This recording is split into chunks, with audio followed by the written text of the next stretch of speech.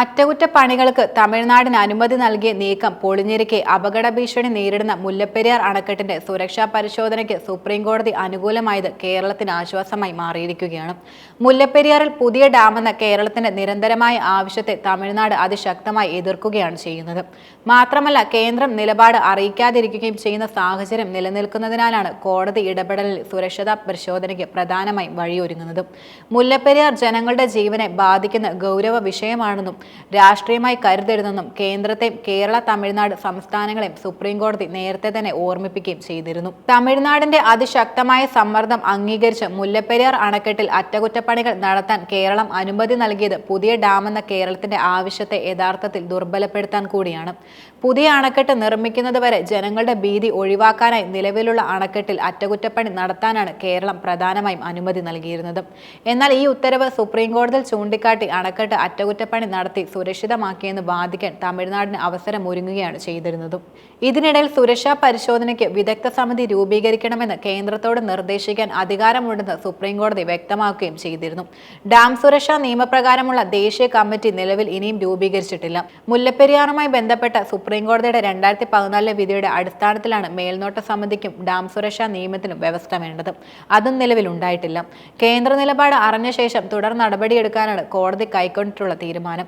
ഹർജി 22-ന് വീണ്ടും പരിഗണിക്കുകയും ചെയ്യും. 50 ലക്ഷം പേരുടെ ജീവനെ ബാധിക്കുന്ന വിഷയമാണ് മുല്ലപ്പെരിയാറെന്ന് സുപ്രീംകോടതിയിലെത്തിയ ഹർജി വെളിപ്പെടുത്തുന്നുണ്ട്. ഡാം തകർന്നാൽ ഇടുക്കി, എറണാകുളം, ആലപ്പുഴ, കോട്ടയം ജില്ലകൾ തുടച്ചു നീക്കപ്പെടുമെന്നതിൽ സംശയമില്ല.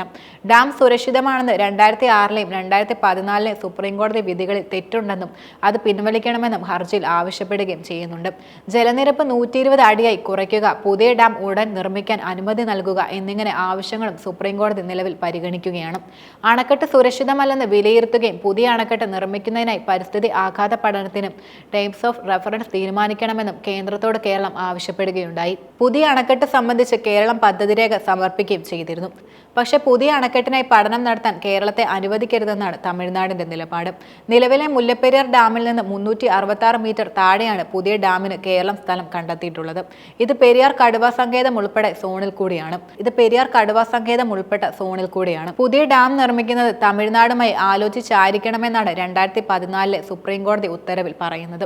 10 വർഷത്തിലൊരിക്കൽ രാജ്യത്തെ പ്രധാന ഡാമുകളിൽ സുരക്ഷാ പരിശോധന ആവശ്യമാണെന്നാണ് കേന്ദ്ര ജല കമ്മീഷൻ സുരക്ഷാ പുസ്തകത്തിൽ പ്രധാനമായും വ്യവസ്ഥ ചെയ്തിരിക്കുന്നത്. 2011-ലായിരുന്നു മുല്ലപ്പെരിയാർ അണക്കെട്ടിൽ അവസാനമായി സമഗ്ര സുരക്ഷാ പരിശോധന പ്രധാനമായും നടന്നിരുന്നത്.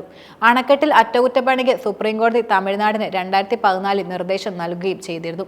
ഇത് തുടർന്നാണ് മേൽനോട്ട സമിതിയുടെ അംഗീകാരത്തോടെ അറ്റകുറ്റപ്പണിക്കായി തമിഴ്നാട് പ്രധാനമായും നീക്കം നടത്തിയത്.